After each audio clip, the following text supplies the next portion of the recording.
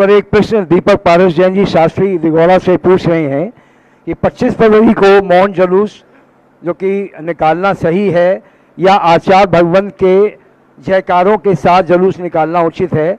मौन जुलूस निकालें या जयकारों के साथ निकालें? सारे भारत के लोग सुने, जो नहीं सुन पाए उनको सुना दिया जाए।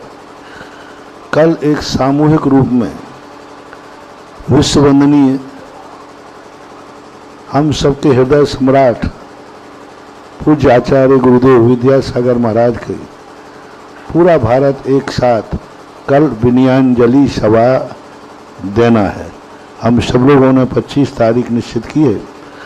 25 तारीख के दिन सबके लिए सुबह से कोई गम नहीं मनाना।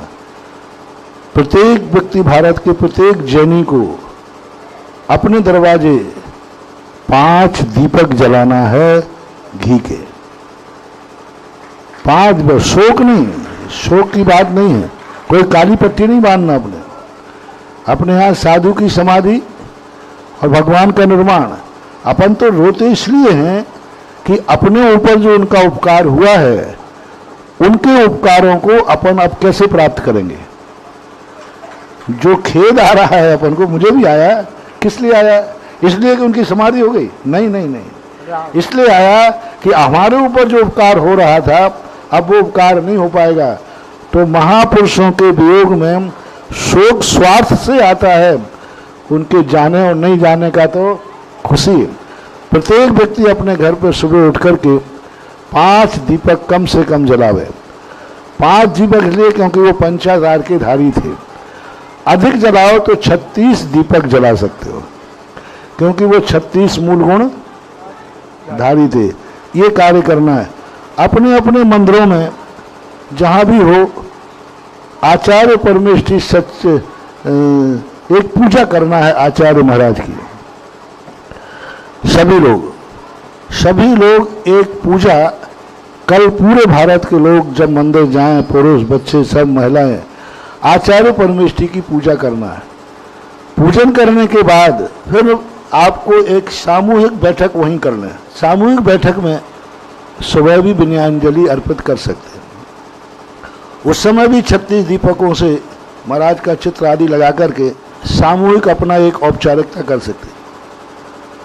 और विनयाञ्जलि तो आपको जैसे करना है, जुलूस के रूप में आप बढ़िया झंडे लेकर जयकारे लेकर करें। मौन लेकर कोई शोक में जा रहे हैं क्या? अरे खुशी और आनंद है कि हमारे आचार्य परमेष्ठी एक समाधि का रूप लेकर के कल उसमें रूप में प्राप्त हुए। इसलिए जयकारों के साथ में झंडे आदि लेकर गाजे बाजे के साथ में आप अपने नगर में अपना जुलूस निकालना चाहें तो निकालें। जुलूस की ज़रूरत ज़्यादा नहीं है। अपने बैठ करके विनयाञ्जलियाँ और उनके उपकारों का गुणानुवाद करें। उन्होंने जो समाज को दिया है, श्रीमन संस्कृति को दिया है, उसका हम जितनी ज़्यादा प्रचार कर सकें। आप मीडिया के माध्यम से, आपके नगर में जो पेपर निकलते हैं उनमें महाराज जी का गुणानुवाद रूप से जो भी उनके हैं, उनके नाना प्रकार के चित्र हैं, हथकरघा है, प्रतिभा स्थली है, जो भी है उनका एक आप लोग ज़्यादा अच्छा जानते हैं कि पेपरों में कैसे विज्ञापन दिए जाते हैं, कैसे उनका बहुत बड़ा चित्र विज्ञापन के रूप में देवें। पूरे पेपर में महाराज का फोटो आया, अच्छा, बहुत अच्छा, जिससे सारी दुनिया जान सके कि जैनियों के सम्राट दिगंबर जैन मुनि किस रूप में थे और उनका समाधि हुआ। तो इस प्रकार का पेपरों के मीडिया के माध्यम से काम करें। और 12 बजे तक कम से कम कल सारे दिगंबर जैनी मंदिरों में पूजा पाठ करें।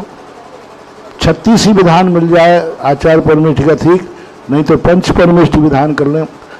और सभी लोग 12 बजे तक यदि प्रतिष्ठान बंद रखें और उतना समय मंदिर में गुरु की विनयाञ्जलि में निकालें तो सबसे बड़ी विनयाञ्जलि होगी। 12 बजे के बाद फिर आप दुकान खोल लें।